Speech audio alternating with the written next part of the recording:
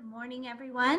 Welcome to Las Vegas Market with International Market Centers. We want to welcome you again for those of you who may be joining us after our technical difficulties. Today we have Shopping with Sarah, How Rugs Are Made, which is in partnership with Rug News and Design. And if you have any questions, you may enter those into the Q&A or also into the chat on Facebook where this is being live streamed. At this time, I'll turn it over to Sarah and enjoy. Thank you. Apologies for the technical difficulties. Nothing like a little slip up to make it a little harder to start the day. Welcome. And the picture you're seeing on your screen with Shopping with Sarah was taken when I was in India 6 years ago for a 2.5-week business trip where I was reporting on how rugs were made, rug companies that were doing business and working with their communities for schools and supporting their communities. And at the same time, I was a mom to a 2.5-year-old kid. So as I go through these pictures and I have videos, when you hear a child in the background, that is my son Beach, who is 2.5 at the time, and he was with me at all times. So it did make it a unique trip. What we're going to talk about today is hand knotted, hand tufted, and hand loomed, the very basics types of rugs. There's machine tufted and there's machine loomed and all that, and machine made rugs are an important part of the buying experience. However, it is a different conversation. And also, we're talking residential, not commercial. When you take some of these products commercial, and when I say commercial, private boutique hotels and places like that, there's certain aspects that do change. But some of the main part that we're going to talk about today is the villagers and the people and who make these handmade rugs. Whose hands are touching them? How many hands are touching them? Because selling a rug is as much about the story and where it came from as the rug itself. It might not seem it, but when you're talking, especially hand knotted, to know a little bit more about that personality behind that rug really helps make the sale. And also when you're buying, I'll be mentioning terms and phrases that you can ask to learn more yourself to turn around and share it with your customers. We are going to be doing the screen by different way, not the slideshow, so I don't lose the screen again. So here, the first part of any making of a rug, any style of a rug, is what is called a map. It's a guide. It tells you how it's going to be done. And in these pictures, what you can see is, in today's world, it is printed by a computer. When my dad started in the business 45, 50 years ago, those maps were done by hand. And so the artists who had to be able to draw these, and the important thing to know is every rug, especially hand knotted, has 3 copies of that drawing. One that goes to the weaver, one that goes that is with the company, and then one that actually gets sort of put in a vault to double check. So there's always 3 out there. So when a rug comes back in, all 3 are compiled together and checked. And that is an important aspect of rug making. What you can see on the right is every square is a knot. So the more knots you have in a hand knotted, the higher density it is. What's important to notice here is that this pattern could also be turned into a tufted one. It would change slightly in how it goes forward from the map. And on the bottom, you would have a gentleman who will match the color yarn that will go to each color in this map and put it on every copy. So that means everybody has the same information. Here's another picture of some beautiful maps of rugs that are going to be made. And then on the left, what you have is your map, the map number, the quality, design, size, and then who it's checked by and who passes it. So all of this information, before it even gets to the weaver, has to go through all these passes. So the person who designs it, the person who transfers it to a computer program, then printed it out, they laminate it. They also then have somebody check 3 copies to make sure all 3 copies are the same. The person puts on the wool, that's another person, and then somebody inspects it again. So before it even makes it to a weaver, or this rug has been touched by at least a dozen hands. So what we're looking at now is, what are some of the basic terms that you need to know to keep in your head? And for those who have just started in selling rugs, buying rugs, thinking about rugs, do not worry, it is very overwhelming. In my 15 years now of actually being in the business with my father, I still make mistakes, especially with hand loomed. That's something that I am also constantly working on. My father, who has been in the business for 50 years, very rarely makes a mistake, but people do like to try to catch him out on it. And with technology these days, it's getting pretty close that he's come close to call sometimes. So in the hand knotted, we have the key terms you need to know is knots per square inch. There's the warp and the weft, which is usually cotton, and the hand knotted most of the time is wool. Your pure silk rugs do exist, but they are very high end, and they're rare. I mean, you can see wool and silk, but for the most part, hand knotted, your most hand knotteds are wool. Your hand tufted will have a latex backing on fabric. Now, what's important to know about hand tufted, and I find so interesting, is that the latex backing, a lot of people worry about children and stuff like that. There are different companies use different amount of latex. So what you can do is actually check the back, and you can see and learn about different backings. There are some subtle differences. That is a technical conversation you need to have with who you're buying from. It is true, when latex, after a long period of time or misuse, can peel, and that's when you would consider getting a new rug. But your hand tufted, the normal terms you'll hear is cut and loop pile. This is where you'll see a lot of wool and synthetic materials, and you have a lot of opportunity. Then you have your hand loomed. Now, hand loom can be a lot of fun because there's so many options with hand loomed. You have your horizontal loom, your vertical loom, your shuttle loom, and pretty much any material can be used in a hand loomed rug. We talk about them as flat weaves, low pile, kilims, durries, and chindies. Here's the thing about hand loomed. Traditionally, they've been considered the lower end of the rug options for handmade. However, now with more different materials and skill and really amazing weavers who have taken time to figure out how to add different patterns, that in itself of a hand loom can actually change your price point. But a hand loom will never be the same price as a hand knotted. So let's get into the hand knotted, and I'm going to take you through a photo journey of what is a hand knotted and the story that you can really share with your buyers. So a couple of things that are fun to see is, one is the beater. Now, I actually have a beater, an old one. These beaters can weigh, this one weighs about 3 pounds. Okay, so, and you'll see a video, but it's a lot of weight. I mean, if you think about working out in the gym, this is a pretty nice bit of weight. Mine is all metal. There's some, like in this picture, that will have a wood base and a wood hand. Each beater, and a reason why people like wood is it's really designed for the person's hand. So if you have a small hand, your beater is going to be different than somebody with a big hand because it's fitted to you.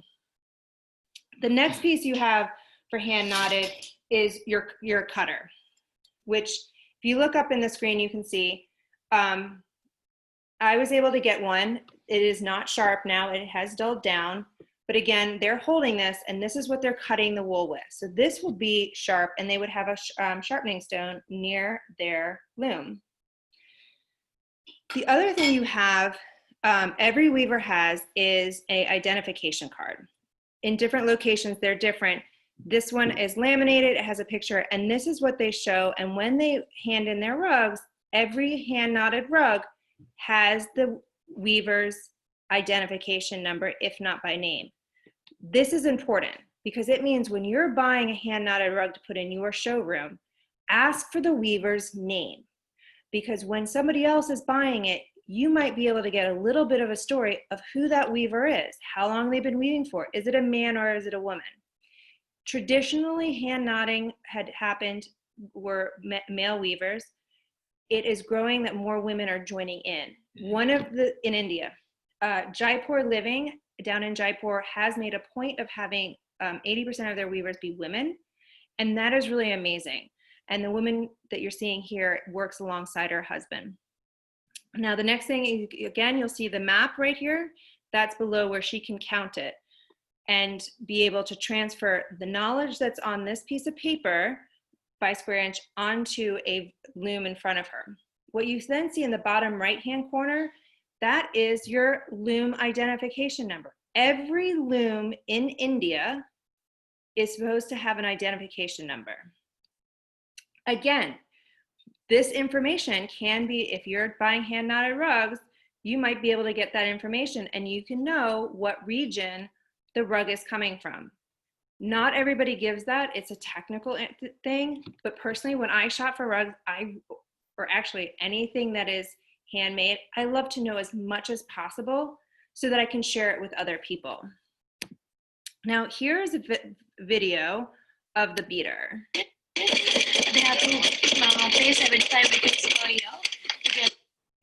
Now, if you listen to that noise, when I was 12 in India and we were driving from the Varanasi airport to OBT where we stayed with good friends, that entire drive, you could hear that noise ringing out of the entire drive. It was this constant thump, and in almost its own way, it was like a rug chorus going on, because you either heard this thumping Pay 75 rupees per year. or you would hear this मान तो कौन noise. दिखाते हैं खिला आपको newsletter नहीं मिला क्या they have you Now listen newsletter में आपकी closely. कितनी सारी फोटो है आपकी तो सबसे ज्यादा फोटो है आपने देखी ही नहीं है क्या मैं आपको भेजूंगी सब खेल रहा हो तो पास कोई कौन भेजूं नहीं मैं इस बार जयपाल को दूंगी और आप प्लीज इनको दे दीजिएगा ये card card So what I say when you heard that is every time the cutter goes down and hits the wool, it's cutting it, and that's another beating noise. So imagine driving on a country road and all you're hearing is this whacking noise, the cutter, the beater, repetitively, almost like, I don't know, I mean, I can't even describe it, like wild turkeys running across the thing, or when you watch movies of elephants going across the wild and you hear that thundering noise of footprints. That's what you used to hear. What happened, this was when I was 12, it was the 80s, then tufting came in. So those weavers, a lot of them left the weaving business where their children didn't come in. And one of the important things to know is that being able to hand knot a rug is an artisan. It's a craftsmanship. The problem is in India, if you're a weaver, you're not guaranteed a solid income because you're going with the rains, you're going with the season, what's going. So what's happened, one of the things that happened was a lot of those weavers went to tufting because it could be a year-round paycheck. And the other thing I learned when I was in India was that women were told not to marry weavers because they weren't guaranteed income. A year-round. Doesn't mean they didn't make the income, they just didn't make it consistent. So that beating noise has come down in India. You don't hear it as much. So when you hear it, you know that you're in a weaving village. Now, there's two types of ways that you'll see a hand-knotted rug be made. One is like Jaipur Living has done in Jaipur with a weaving village. And you can see the pictures here. Notice, there's goats. The goats lie right next to her. At some point, she will get up from what she's doing and go milk the goats. You'll see the sweater that was probably worn in the morning. What you need to understand is that weavers come and go from their looms. They're cooking breakfast, the women are taking care of children. So just like you're sitting at your desk with a sweater and your water bottle, so are these weavers. And oh, down here is my son. We'll just tell you how calm these goats were. This is him at 2.5, and he is sitting on the goat as she is weaving. That's how relaxed and familiar this community is. Here's the Jaipur weaving village again. So here the looms are out in the open air. There's a tin roof, and these weavers are still learning. So some of them, these rugs might not be as complex, but what also you'll see in this picture is the young woman, and there's the grandmother or great grandmother who's making shoes. So there's a lot going on when something is being woven. And so the stories that come from it, and or the artisan who just joined in, or the training of the next generation. And it's, again, every weaver has an identification number, which means they have been registered and everybody knows who is on that loom. The other place that you will see hand knotted rugs be made is at home. And this is where I say you used to drive across India in the rug belt and you could hear the noise. It was because homes like this, where you would have your home and your weaving hut. Now, some people, this family has been weaving for a long time, because not only have they built a weaving hut out of stone, their looms are pretty massive. The bottom right-hand corner, you'll see that actually there's nothing on the loom. That means it's been taken off. I was there in April, which means this probably was just taken off because it would have been done over the winter. But this is the entire family. And yes, they were looking at me because I was a white woman with a blonde hair, blue-eyed boy. So here's what weaving at home looks like. Again, you notice that they're in the hut. There's not a lot of space, but there is light. All my pictures are taken in natural light, which does make it kind of hard.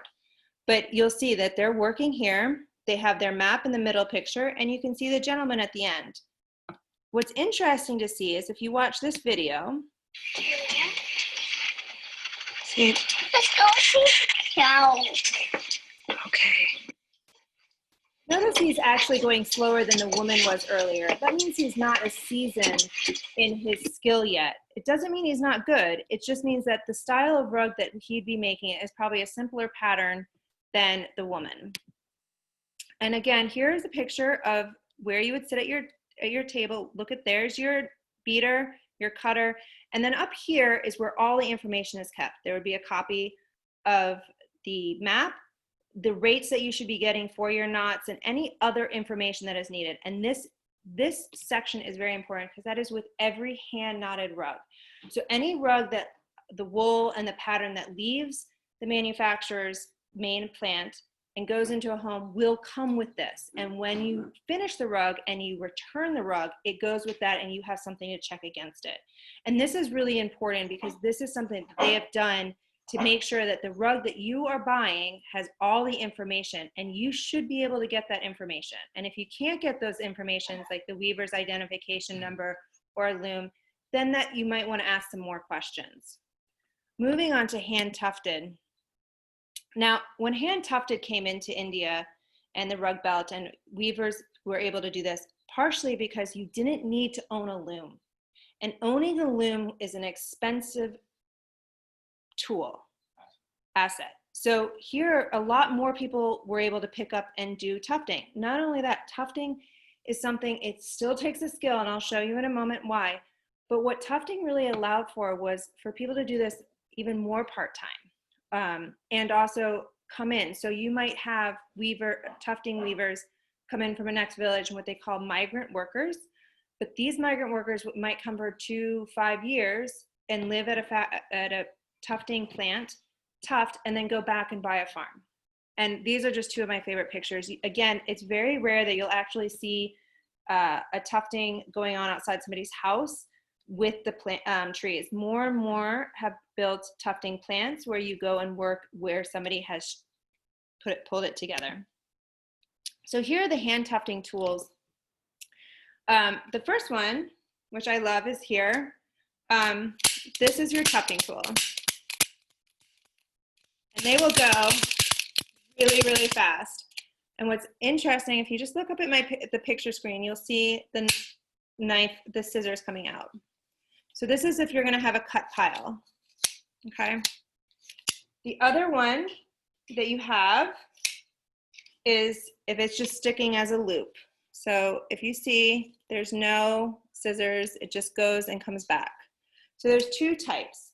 What's also interesting to point out here is if you'll notice, again, it will have a different gripping handle. Each one is slightly different from age.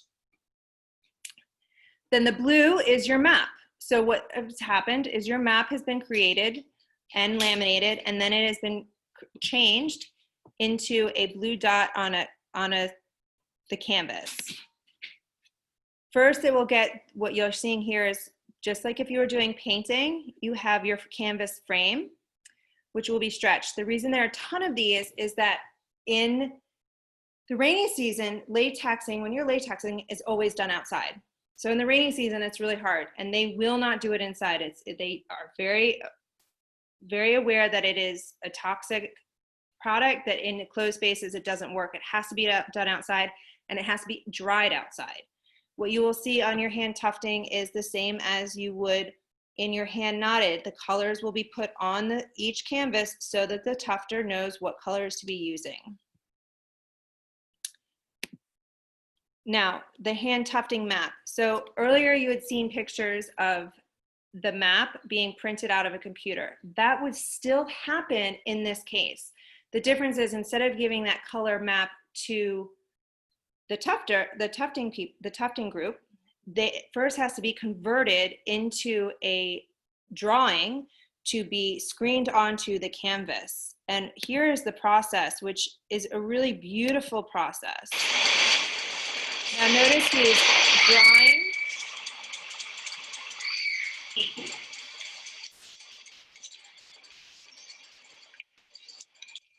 And then after he finishes drawing this, he'll put dots in it, even dots, so that it can transfer onto the tufting canvas. And here's the process you'll see. And it's amazing if you watch closely, you can see how the pattern gets put on. And the noise you're hearing in the background is the tufting, hand tufting.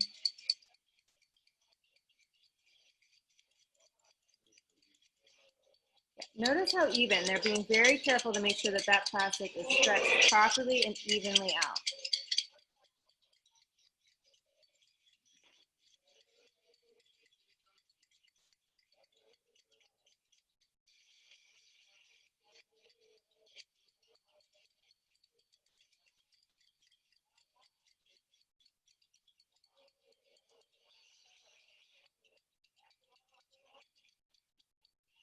When you're hearing in the background that consistent noise, besides for the men talking, that is them tufting at the same time. And here you have two gentlemen, and they're going to repeat this pattern throughout this canvas, which, if I recall, is 6 grid canvas on this particular pattern. Now, notice how they're checking to make sure it's going through, that there isn't a lot of ink. This skill, while it seems simple, is not as easy as you think. I tried it, and I had a big glop of paint. Just like a painter, they know how much should be used to get the effect that they need. And that would be my son in the background.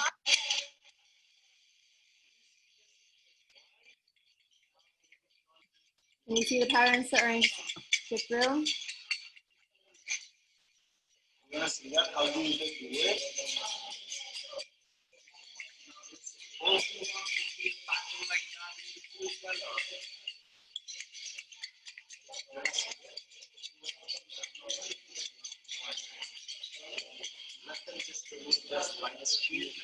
you can really see the pattern now. And so what they'll do is they'll repeat this pattern 6 times on this canvas. And then that will be put to the side for the next group of people to tuft. So at this point, you've already had another dozen or so, the dozen making the pattern. Then once it gets here, you've had 3 people. So see the pattern? So even though hand tufting is not as detailed as knot counter, I don't want to say easy, it still takes a lot of people to do. So here's a tufting plant. And what you have to understand is that it means the gentleman has built a shed. One side is usually open, like you see in this bottom picture. Because it was a nice day and it was cool, they're working outside. They, in the winter, will work inside. And if they can't latex, these canvases will be leaned up against each other. Each tufter has a different sort of way they do it. They have a technique, and it's theirs. And I personally don't think I could do it. I can barely make a friendship bracelet. So here's a video of hand tufting, and what I want you to watch, and what I find so fascinating when you're watching this, is look at the hands and the movement. It's in its own way, it's a dance.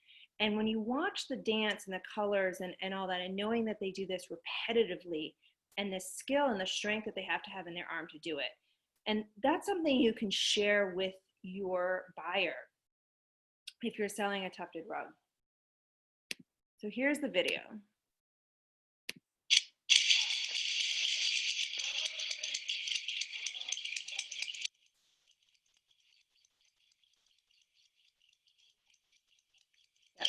So notice, see the moving, he went up and down, up and down.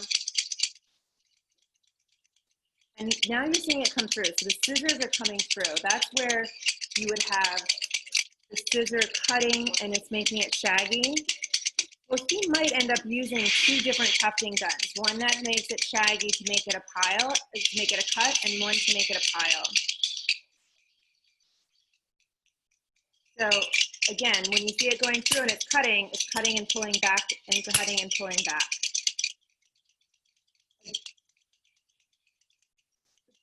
Watch, you can go around all the colors and get that.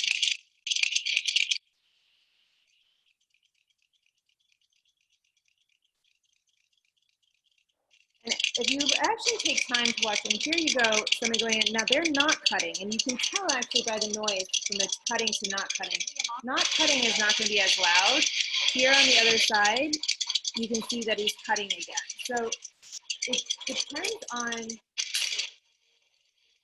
your noise level of what is happening, if it's a cut pile or not. It's a subtle noise, but it's actually kind of fun. And yes, I do go crazy over seeing how things are made. When you got to bigger pieces, and here's a rug that I know was a Pottery Barn rug. I saw it both in the catalog and being made. But what's interesting here is when you have a tufted rug that has no pattern, okay, it's just a solid piece, they have what they call a power hand tufter. So imagine taking your power screwdriver and adding the top part of this tufting gun and then just drilling, basically. Think about holding a power drill and going across on a straight line back and forth and back and forth. I held one of those things and they're easily 10 pounds. And getting a power hand tufting gun is almost impossible because if you talk to the tufting plants, they pretty much like their own gun. They will create their own. If they buy one, they modify it. It is a unique tool which is hard to find but easy to come by if you're in India. Here's a hand tufting machine video. I really would love for you to watch because it was hard to capture a machine tufting gun going. Just keep watching. Now in the corner, see? You will repeat that straight line the entire rug. So imagine a 8x10, and then look at an 8x10 tufted rug like this, and you know it was a machine power, still hand, that he's done. And then on the side where you see the blue circles, that will be hand tufted because that has design in it and he can't do a power gun. But they will continue to do this all the way down and then be checked for their work. So this gentleman, every rug will be checked to see that it is straight lines. And you can see when it's not a straight line. So tufting, then we could talk about the backing. And hand tufted backing, there's always a level of latex, how thick it is and what type of cotton backing there is, but there is a sleeve. So here you see them, they're all out. It was a sunny day, it was gonna be a sunny day, so this company has put out a ton to be latexed. You see a gentleman latexing here. You see the gloves and you see the mask. And yes, he should have two gloves on both hands. When I asked about that safety feature, every company offers it. It comes down actually sometimes to the guy took it off or he doesn't like using it because he doesn't have as much control. But I will tell you, companies are very big about their safety. They have big safety signs. They talk about it. It is important. Again, notice the sun just coming down on the back with the leaves. It's quite beautiful. So here we can see the process of the latex backing getting put on. So what he's using right there is what is called the broom, and it's made of reeds. And I have to tell you, this broom is really amazing. I actually use it. It's great on dog hair.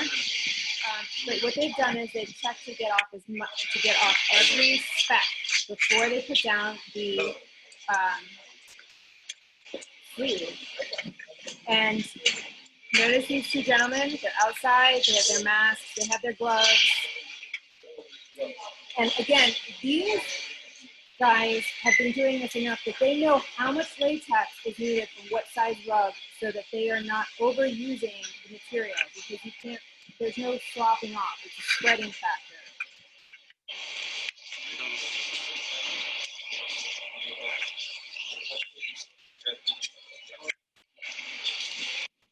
Now, what's interesting is in the tufting world, and I talked about this earlier, is that you have, these could be considered migrant workers. They either live in the village or they've come from another village. And what's important at this stage is to tell you that migrant worker means that they might also come for 5 years, live nearby, live with a bunch of other men, work, raise money, and then go back and start their own family.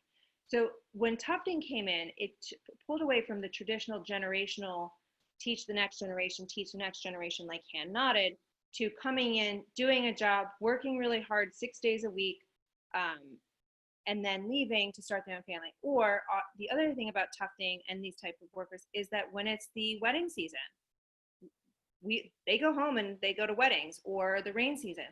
So, but it's a more consistent paycheck. It's throughout the year.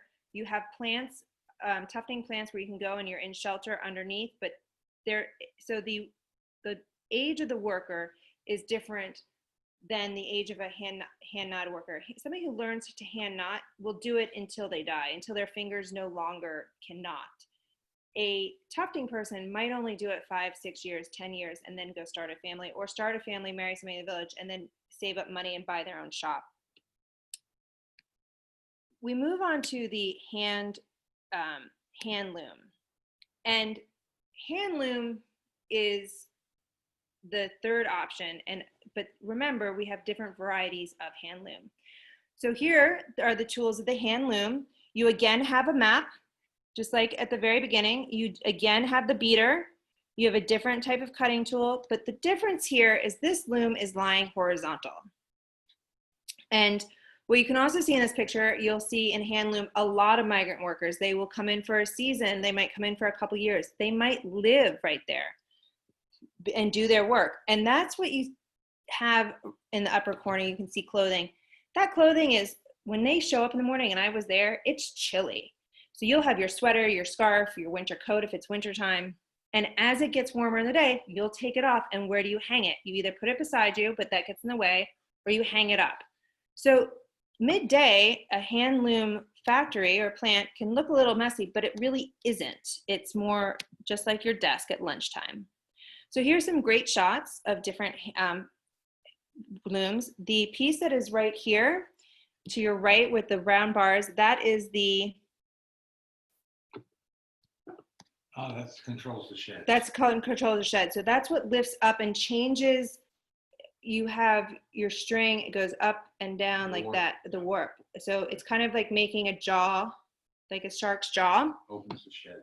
And opens the shed. And this, depending on how many workers, it's 1 to 2, depending on the size, maybe 3, but they work in teams. And the major part about understanding working in teams is that they have to know how quickly the other person goes. If you are slow and the other person's fast, you're not going to have an even rug. And it's really important that these come out even. So even in this, where it's a slightly different process and a little bit simpler process, it is. We have the horizontal loom video, and I just love this guy. His personality was amazing with his shoes. But if you watch as they go along,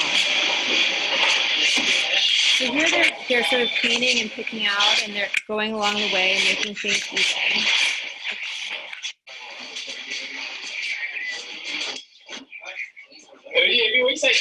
हाँ sir 10.5 रुपए में 3.5 3 रुपए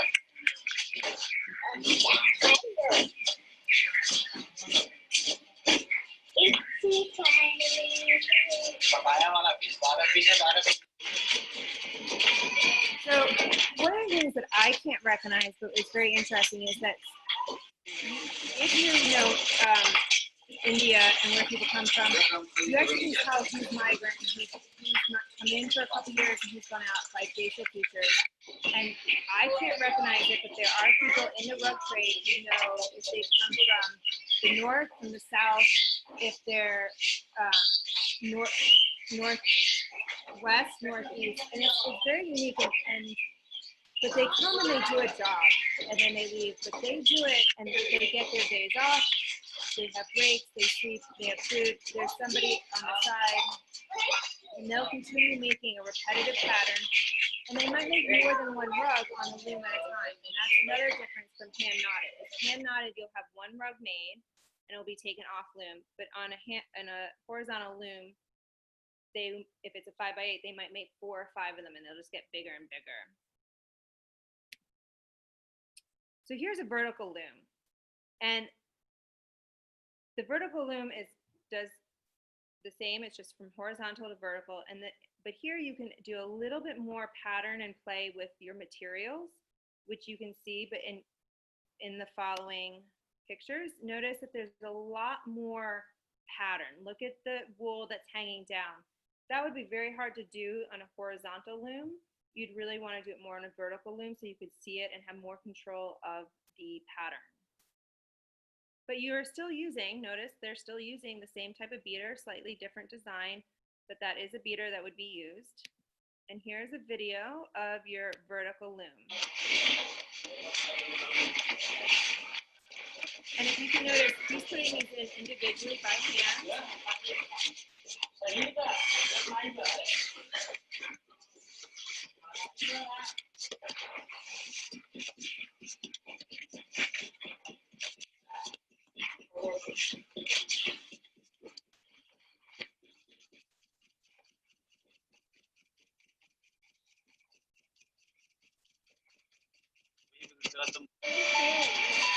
Here we go. Here's another vertical loom. And notice he's using rope. And this is a more raised rug, but the backing will be with the loom work. You don't really need really tough backing. That is one of the differences of a hand tufted. But if you notice how he's pulling through the metal line, that will help him make a loop. Hold on.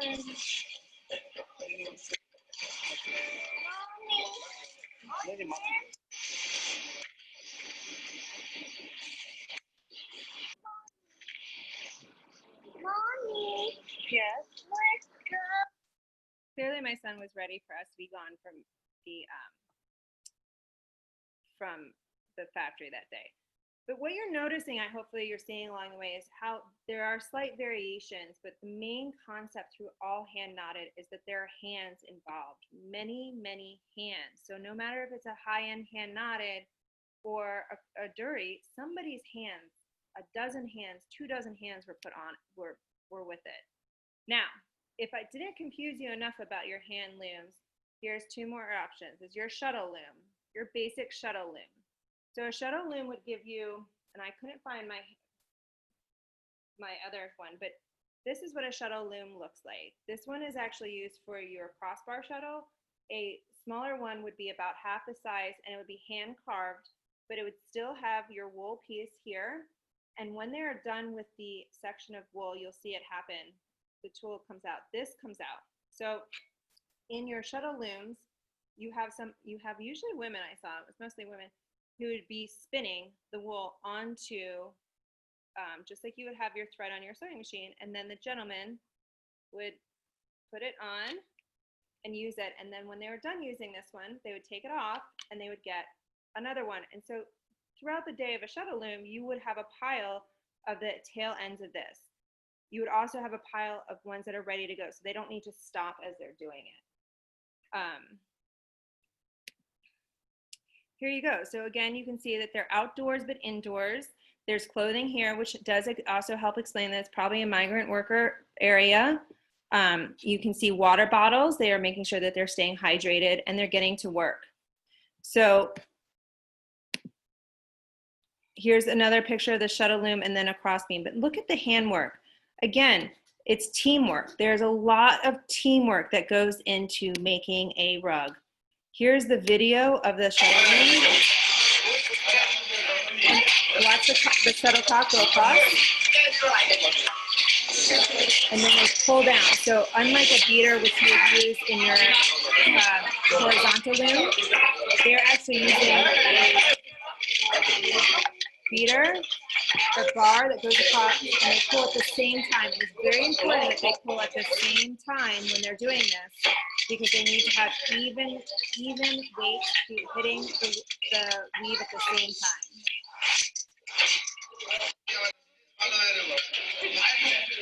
And you'll notice here they have the wool already, the material already in the back. And this is actually where you would see also a lot of jute rugs being made, and something like this. You would see more of your rope, you see your ropes. This is where you're going to have your heavier, bulkier material yarn going through.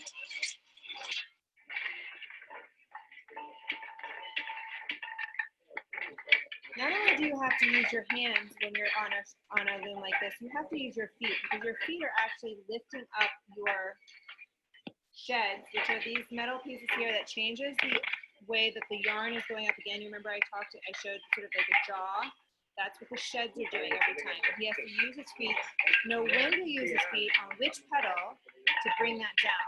So even though this is a small piece, that was a small piece, it could still be an expensive rug for a flat wool bag. And again, remember I mentioned how they're changing. You can see them changing the yarn, putting in a new spindle.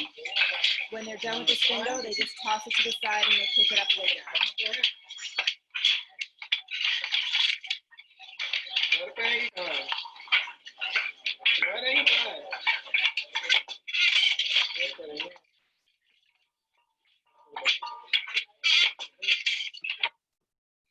So that's just a little bit about that type of hand loom. Now you have the crossbar shuttle loom. And this is just best way to say it is, it's a higher end loom. Owning this type of loom, besides for a ground loom, a horizontal, is a price point. So when you see a weaver or loom plant with these, you know that they've been working in the business a bit longer. Again, a lot of it has to do with, if you look at the shuttle piece, it actually has a brand name to it. It's not handmade. It has metal points on either end. It's its own sort of deaf object. And the people working on this will be a bit more skilled. They will have a lot more to deal with and to actually get all the lines in. So you're talking your bigger pieces. So notice there's a metal. This is where you're going to have your raised cotton. Your hold on, I thought I had a video for. Yeah, here's the video.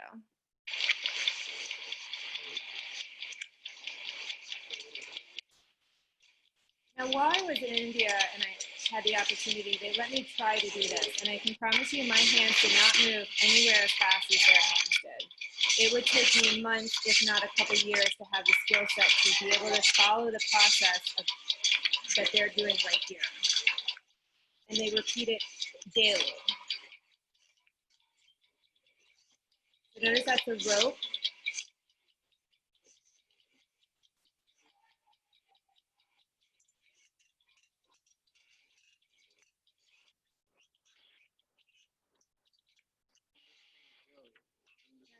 Jute, which I also had the fun of experiencing as one type of jute. Here's another type that I have here. And they're dealing with this, and to make those loops, they actually have to just like put it around your finger, and they're doing the same thing with those metal bars. Those metal bars are pretty heavy when you take a few of them. What we're seeing here is an entire machine, and every one of these lines had to be hand placed, and usually hand placed by somebody else than the weaver who is doing the shuttling with the yarn.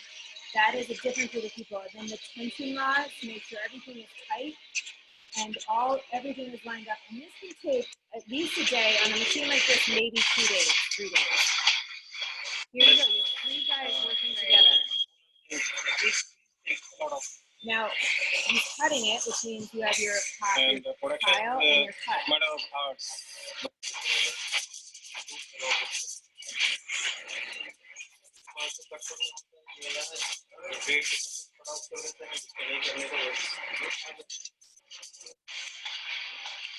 Here they're making sure that every line is organized, is in a straight line, that it's even, that it's taut, and they're checking as they go along on this flat woven rug. That's 2, which is what it looks like it's cotton trim. But again, teamwork and handiwork goes into it. So now that you've actually seen rugs be made, what happens to them? Because they don't just end up at your for you to buy. Then you have the team of washing guys who use special paddles to wash. And the water that is used here, they will wash soap and water. Again, you need warm days. And here's how they wash. Different group of people. These are not weavers. Their job is to wash. What you're seeing here is a lot of water. So I have sped these videos up, by the way. They don't move that fast. So what you're going to see here is actually a lot of water being used. And if you're on the West Coast, water is a huge, huge issue. It is in India as well. So a lot of plants have come up with ways to recycle water, clean the water, and either reuse the water for washing or use the water to go out to plants, to vegetable gardens. It depends on the level of your water treatment plant. I visited quite a few water treatment plants while I was in India, and I still have to say OBT has the best water treatment plant. The reason being is they've been working on it since the 80s. I saw it, and it worked. See the paddleboard? He is doing that. Now this is fun. So what you shouldn't be seeing in this rug is what you're seeing, the white coming out. That's still soap. You shouldn't actually be seeing that. It should be clear. But notice that the strings are already. So these guys know what they're doing. They give you too much soap, which when it dries will be a problem later in buying, because you might want to wash your rug again. This is not as common, but you might find it occasionally. It does happen. Again, talk to the company you're working with and ask them what their procedures are, what soaps they use, how do they clean. So here, we were just talking about the water recycling and OBT. When I started going to India when I was 12, OBT had started their water recycling. And around their factory, the ground was dry and brown. Well, once they had figured out and they had a proper line,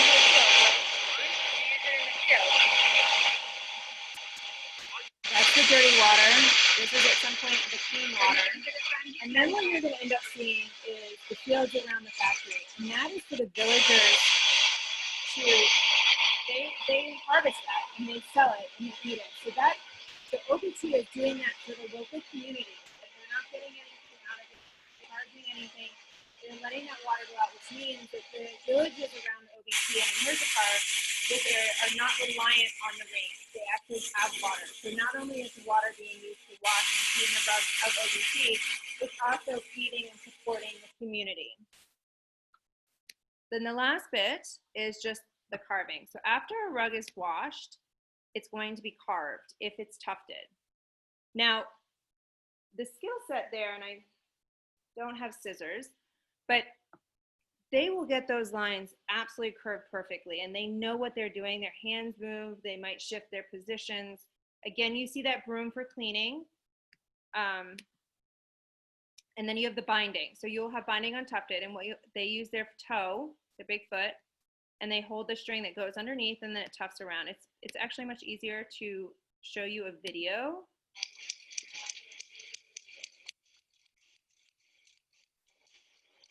So again, you remember I was talking about the cut pile and the different tufting guns? The gray would have been where it's the pile. It wouldn't have been cut as it was done, but the white would have been cut, and it's at a different level.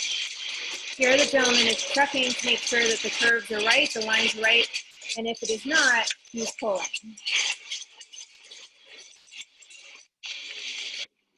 There's that gentleman binding the edge, hand binding.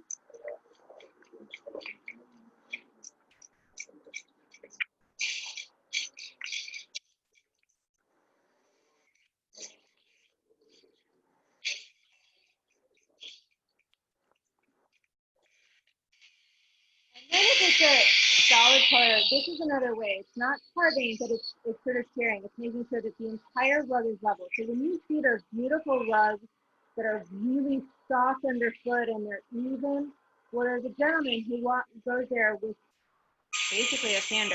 This is fun. To roll a rug, I timed it. It took them 2.5 minutes. I set it up to 4 times. But they have it down so well that they have everybody doing a specific job. The vacuumer, then he sweeps it to make sure it's all off, the double check, and then they roll. Notice as they're taping it, it will continue on. So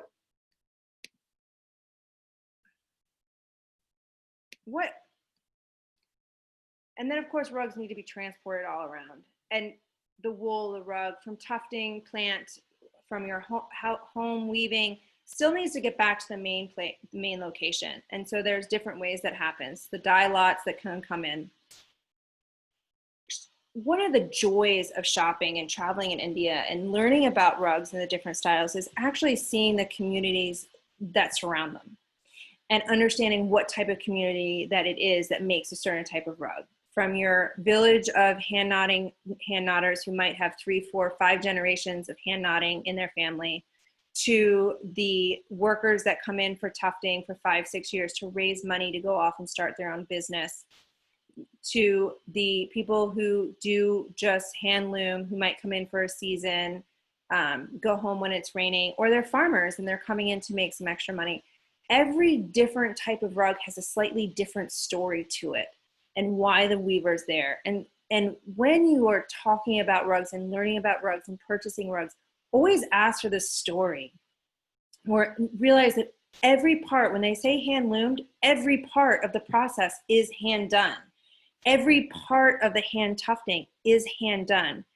And I will say this is at the residential level. There is a commercial level where they can still do hand tufting, hand knot, but that is a different conversation. It's a much bigger picture and it's a much more detailed work crew who does that. But when somebody starts asking about price, and price is a huge question to talk about, a couple things in each different area of make. The more pattern there is, the more workmanship that goes into it. There's no question. Even in a hand tufted thing, when there's more pattern, you're going to have a seasoned tufter.